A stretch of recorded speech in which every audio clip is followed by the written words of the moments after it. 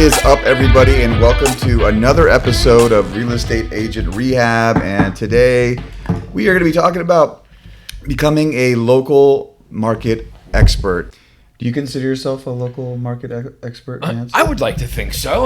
We'd have to talk to my clients, but yes. But what is your market? Like, where's an area that you say you specialize in? My specialty is Hermosa Redondo and Manhattan Beach, and people certainly reach out to me for the information on those areas. And part of being the local expert is being visible in the area. Right? Mm-hmm. Letting people know what you do, who you are, how you do it. And that's really what we're going to talk about today is how do you organically get out into the field and show people what you do and who you are, as opposed to walking around with that, quote unquote commission breath, where you're just walking up to everybody telling them you're an agent and they do business with me. Mm-hmm. Something about being a local expert is really upticking the information you give as opposed to what you're asking for. 100%.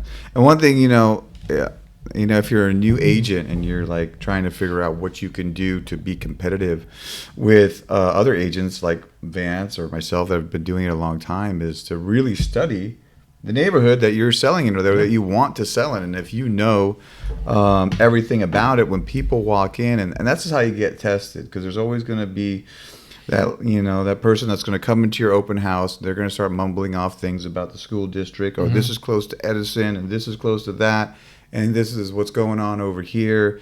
And in some ways, they're kind of testing you to see, how much you know. Absolutely. And you kind of see it in every industry. When I was in automotive, people would come in that knew everything about the car, and they would kind of talk about it a little bit. And if you didn't know everything about the car, or at least at the same level or more, then they kind of like lost respect for you as a salesperson, right? The product knowledge, in a sense. If I'm buying something, no matter what it is, I expect the salesperson to know more about that product than me. Mm-hmm.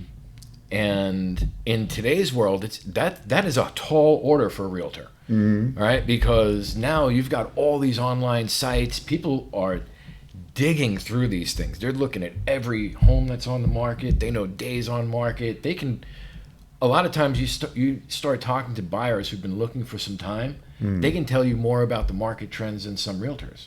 Yes, because they've been studying it for years, because they haven't bought yet, because they've been buyers for a long time. Exactly. And our job is really to just get in front of that.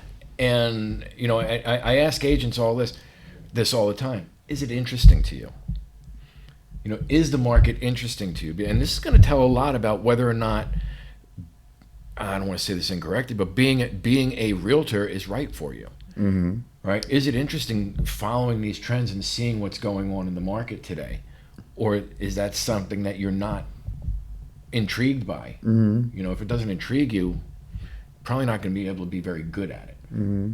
100%. But what the bottom line is, this is all product knowledge. And so this is like your homework as an agent, is to understand where you're selling, what are the positive points, what are some of the negative points of the area. Maybe it's an area that's a manufacturing area, or maybe it's a farming area. I have a listing in Chino, and it's kind of like a farming area. It's not very exciting, but there are some positive points to being in a farming area, with the fact that you could have chickens and different things in your yard if you wanted to. But with that said, let me expand on that real quick. Yeah. Because there's two ways that you can do it, and write this down. Facts tell, stories sell. Okay, Amir, exactly what you're saying. Farm area, chickens, all this stuff. Who's going to want that? You can put it out like that, or you can turn around and say, people have been complaining about egg prices and all these other things. Imagine having a home that you could have chickens at, and start painting a picture for them, where now you're starting to create more of a story about the house that's more intriguing to somebody than just giving them a bunch of facts and figures about them. And that goes with everything we do, right? Just listed, just solds. Nobody wants to hear, the video of, I just sold ABC property, I'm awesome. They want to hear, my client and I were working for 2-3 weeks, looking at every house on the market, 2-3 months, All right, this is the fourth offer we put in.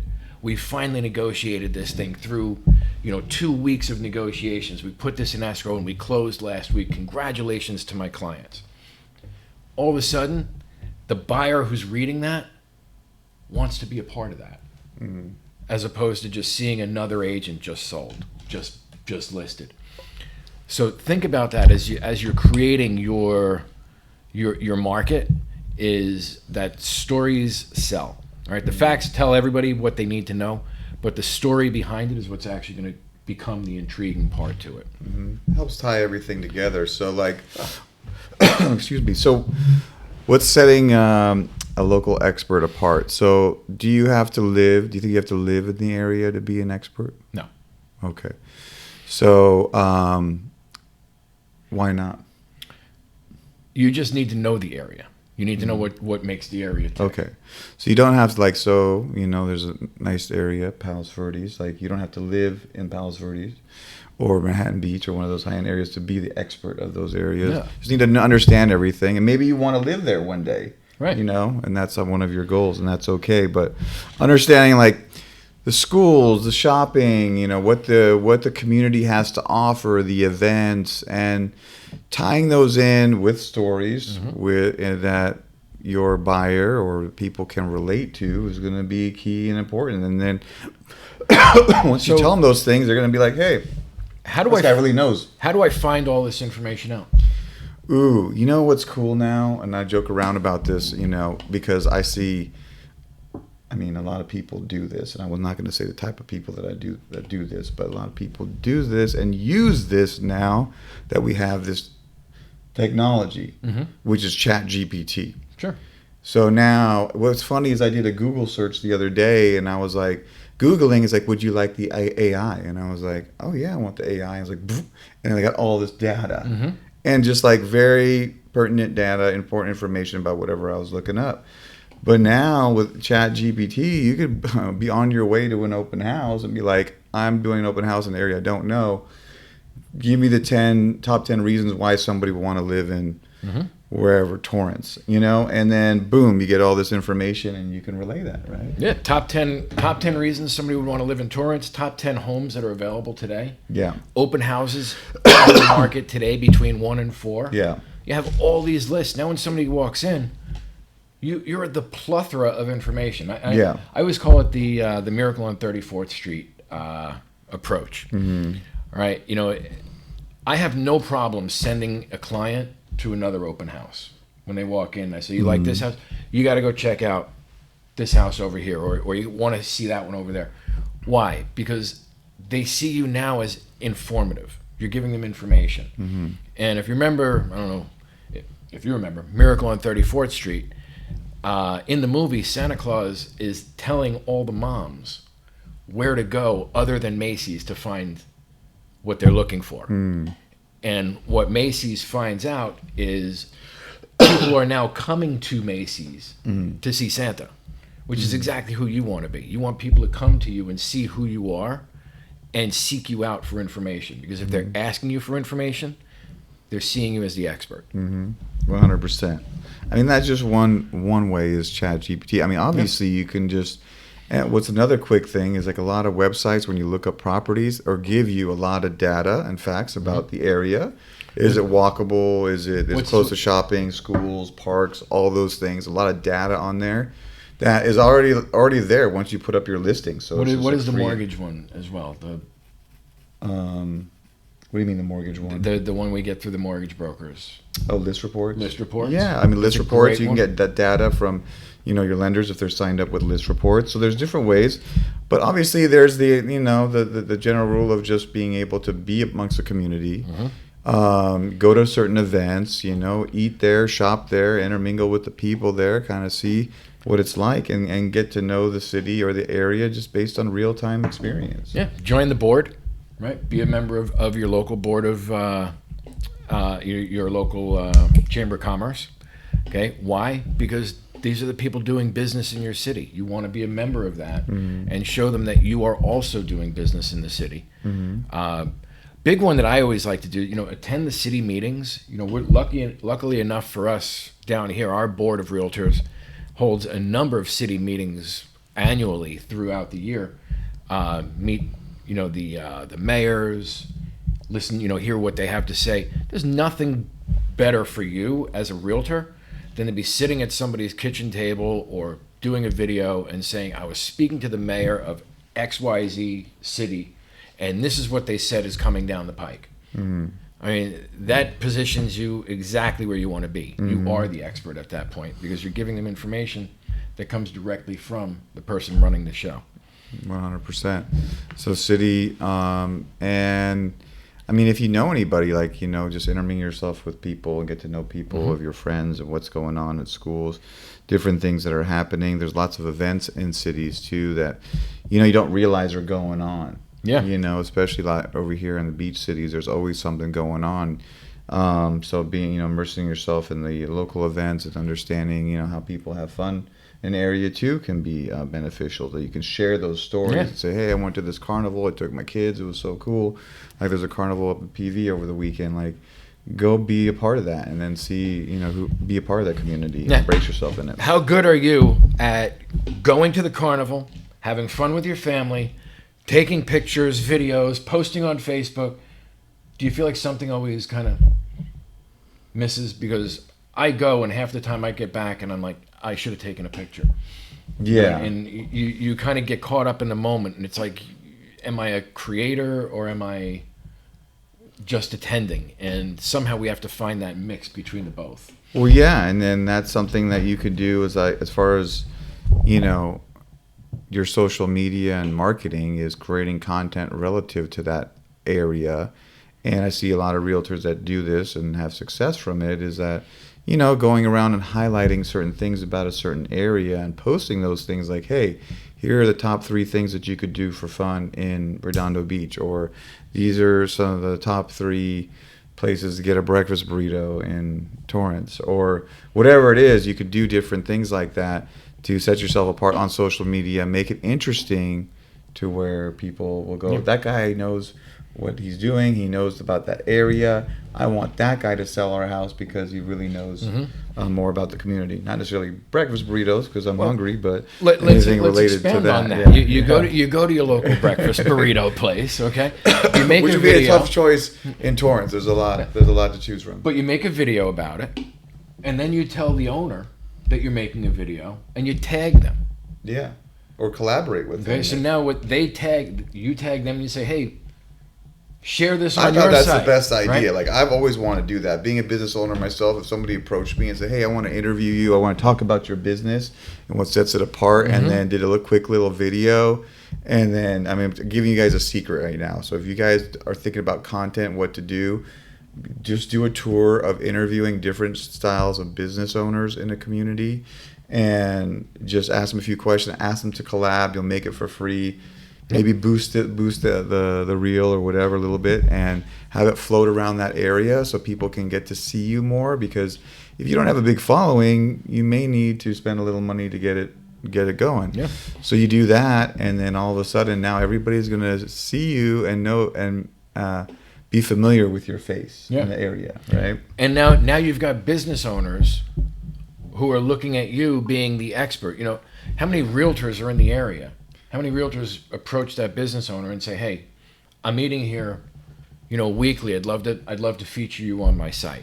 And what's cool about that is that you might bump into somebody. It's more about this idea, right? We're going to dwell on this for a little bit. Is the fact that, you might bump into somebody, a business owner that has money that wants to buy or sell real estate. And they're like, the fact that you want to highlight my business is so cool. Thank you. Right. And I'm going to repay you by saying, hey, help me sell this, or help me lease out this, or whatever, which is pretty just cool. Common sense. Didn't you do something with like a kickboxing guy? And absolutely. they, and I got 2 houses off it. You did like a promotional thing for the office, and then you got like 2 listings or something out of it.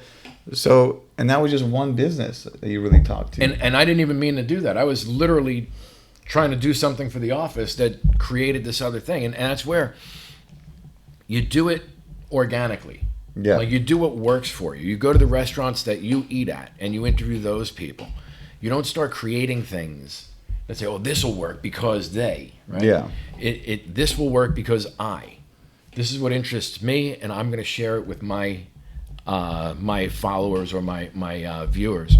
We should actually do a social media podcast and really talk about the different channels and the way we approach each one. Maybe we'll do that for 25, and we'll put together a whole social media. I think we could break down each one. I mean, there's so many platforms now. It's like there's the big five. You got TikTok.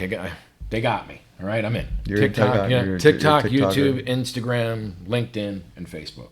Yeah. Those really seem to be the five. I feel like Instagram and Facebook are one and the same because they're connected one they another. Are. Yeah. And it's funny is I find that not a lot of people are on Facebook as much as they are on Instagram, and it's kind of like, you gotta have to stick with your main baseline as Instagram and then push that stuff to Facebook. But it's just generational, I remember that Facebook was like everything, and now it's like before the last thing that you want to check is Facebook. I couldn't believe when they took my MySpace channel away. Yeah.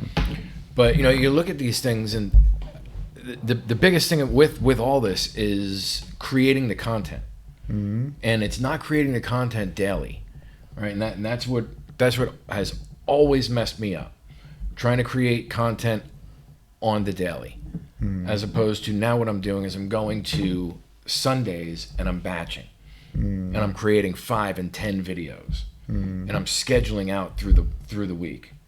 So now when I post, if I'm posting on the daily, it's in addition to what's already being posted. It's in addition to the videos I've created. It's in addition to all the other information I've put out there. And right now I'm coaching with a social media coach, and are you ready for this? What she told me the other day was if I'm not posting 3 to 4 times on each platform a day? Daily. Ooh. Does that include stories? You're irrelevant. You're what? Irrelevant. I try to do one thing a day. Like when I'm starting a channel, there's some truth in that. When you start a channel, you want to keep... Oh, no, there's tons of truth in it, because look at it this way. If I post a video today, it goes out to a certain algorithm. If I post another video, it doesn't go out to that same algorithm. It may go to some of those people, but it's going to go to them and another set. So by doing 2, 3, and 4 videos, you're really spreading your reach tremendously. I've done it a couple times, and everything about my reach is going through the roof. It's crazy. Doing it daily, 3, 4 times a day, every day, it is a lot. Yeah. But you want to be a social creator, you want to be that influencer on social media, you got to get your word out there.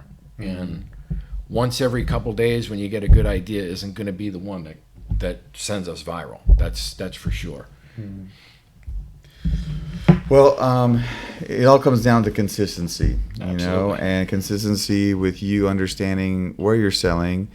You have to understand this is all your product knowledge, and you can't let people that walk in to see you, and you being the realtor, you can't let them walk in and know more than you. So it's your duty, I believe, to really study the neighborhood. And now with technology, it's made it very easy to do.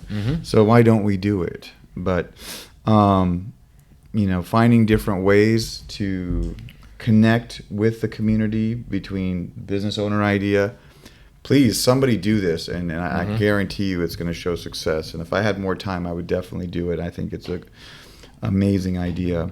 But staying in tune with the community, going to local events, and being able to immerse yourself and learn everything about community will help you. Or even as simply as we talked about, you're on Zillow or any page for that address, it's going to give you the breakdown right there, the cliff notes, where the local shopping is, how far is it from the freeway, how far is it from the park, all those things that are important. And you don't realize, a lot of times we think what's important to us is what's going to be important to other people, and sometimes what's not important to us is what's important to other people. So it's good to understand everything. Yeah. And find out what is important to your client and be able to provide them with that information. And remember the most important question every client asks: how's the market? They don't ask, how's the pizza in the area? How's the sandwich? That's the addition. You want to put that stuff in there so you become that local person, but it's talking about the market. All right, doing market updates on monthly, going through different cities, giving the stats year over year. What is it increasing? Is it decreasing? Talking in content and in detail about what's happening in their local market. That's where people are going to gravitate towards that, and they're going to listen. You almost become a newscaster at that point, giving them the monthly news on their neighborhood. I mean, and to take that a step further, and what I like to do is if I'm selling in an area that maybe I don't know or whatever, even if I do know it, who I'm calling to figure out what's going on is I'm calling all the other listing agents, the people that are in pending status, and saying, hey, how's it going? You getting showings, getting offers, how's your price? And being able to understand that this business is ever so changing, and sometimes it's changing by the day. I was just talking to somebody. Something could happen catastrophically. Like right now in LA, we've got all these, riots and different things going on. So with that said, I think given that, obviously, real estate in South Central or downtown LA is probably coming to an alter halt right now as far as sales go. Businesses are certainly not working today. Right. Real estate. But you understand, that's what I'm saying, daily and understanding what's going on in the market. If you're taking a listing somewhere and you realize this is a place that's being affected by, whatever, sort of force majeure, as they say, in understanding that is going to be critical. But understanding what's happening, why are listings sitting? Are they overpriced? Probably. And that's what I'm seeing a lot with our agents today is that they're not doing the homework. They're just taking the price that the seller, and this is historic, to take the price the seller will tell them to do. This is an easy way to get it under contract. And then, the place sits for 2 or 3 months and they go, oh, I can't sell it. Or the seller, wants too much or whatever the case may be. And I'm like, oh, how do you know the seller?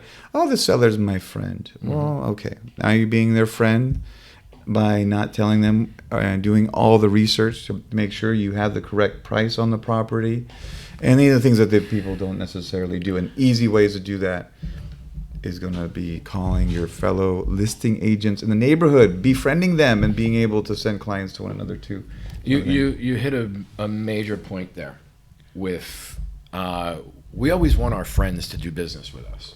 Friends, family, things to that effect. It makes it easy because you already know them, right? Because they're our friends and they should do business with us. But let's take it on the other end. This friend has the largest single investment asset they in their world. They want to go with somebody who knows their stuff, not their friend. Now, if their friend knows what's going on and is the expert in the market, by all means, you should expect that listing. But nobody should do business with you because you share the same blood or you're friends. That's not a business transaction. No. And I'll say this lightly, but I mean it. If you don't know your stuff, you are absolutely doing your friends and family an injustice by asking them to do business with you. Because you're not serving them properly.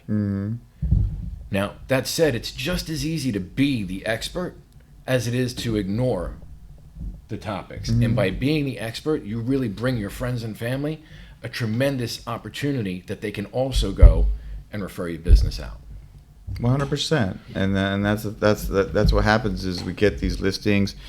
We don't study the market, the area, whatever. We take the price that they tell us, and we don't want to have that conflict.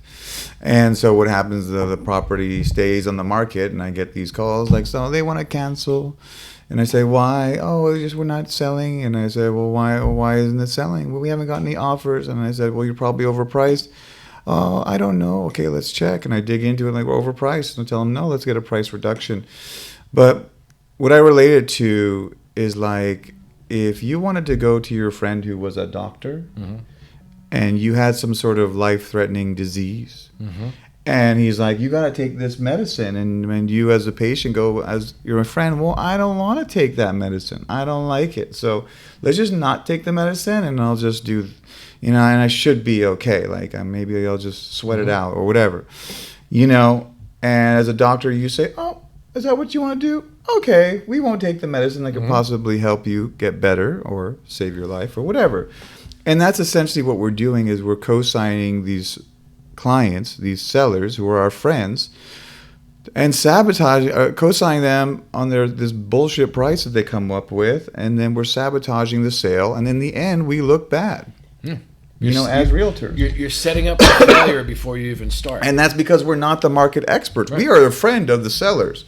We are not the market experts. So what you need to do is if they do give you that opportunity, guys, please, please, please, please, please, do all these things we're saying. Immerse yourself in the community. Understand the market. Understand the comps. Call the listing agents.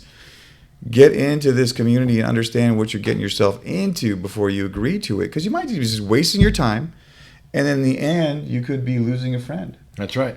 And that's the biggest issue is that you lose in these situations when these business relationships don't work out. And now we do a whole podcast on being friends with clients and all that. Very, very few listings end that don't sell in friendship. Yeah.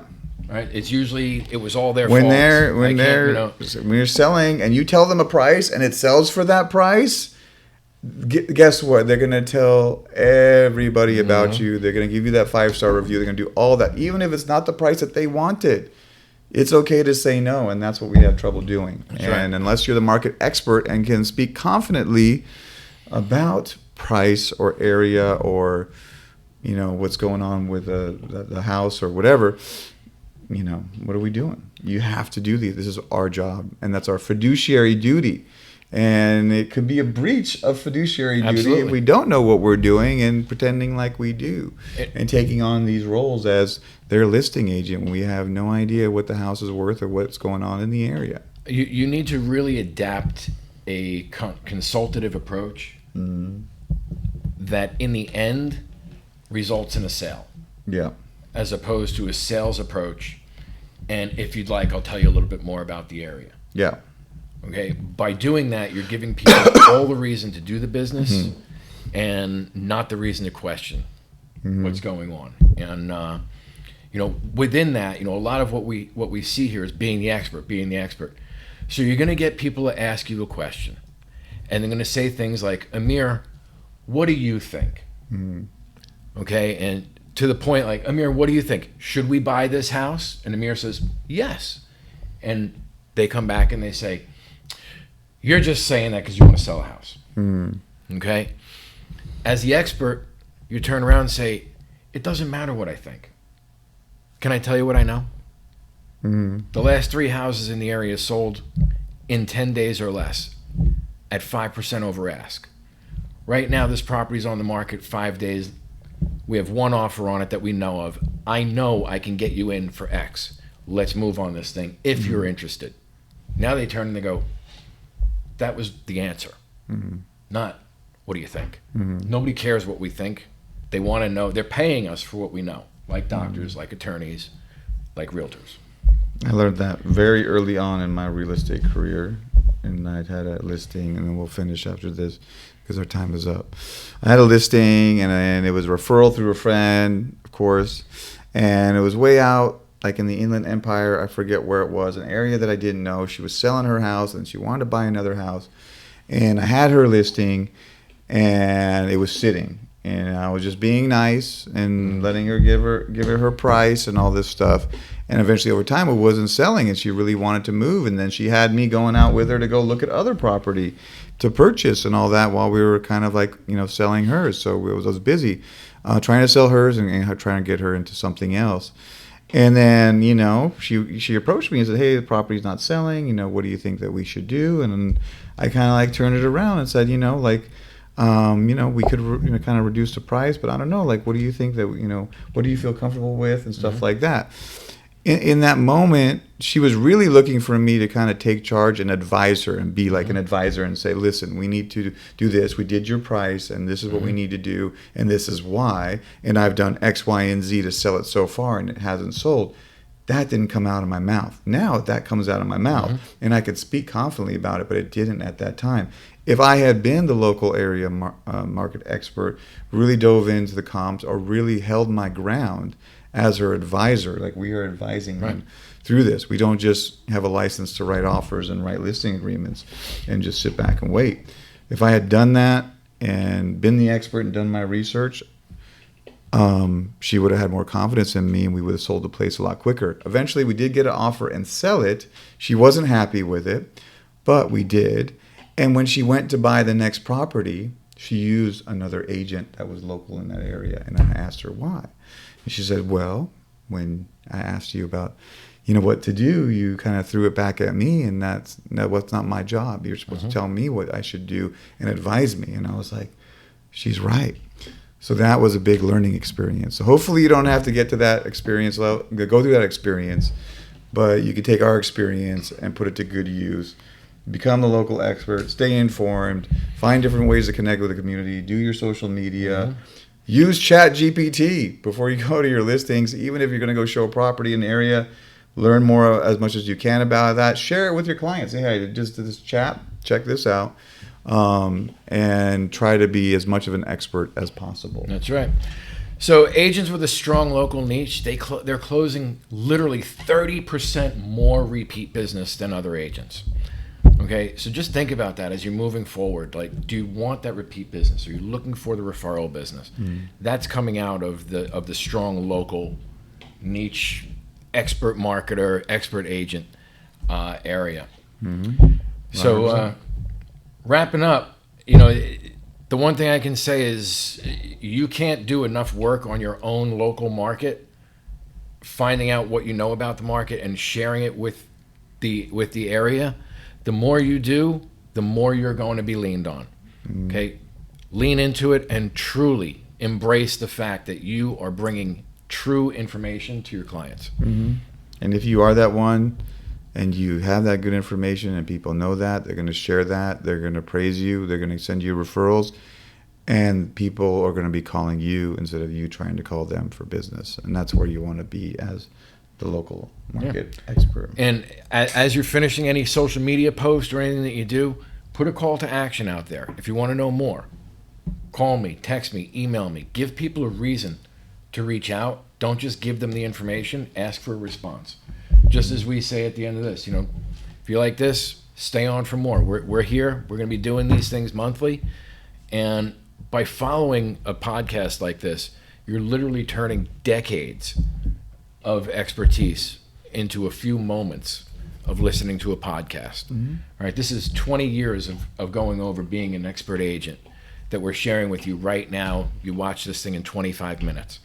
Right? Take that for what it's worth and take it like it is the gold that we're offering. So appreciate your time today, and hopefully you got something out of it. And this is going to conclude episode 24. Thanks for tuning in. Please like, subscribe, share this with somebody. And if you're thinking about getting your real estate license or you have any questions, let us know. We're here to help. There's the call to action. Have a great afternoon, folks. Thank you for watching.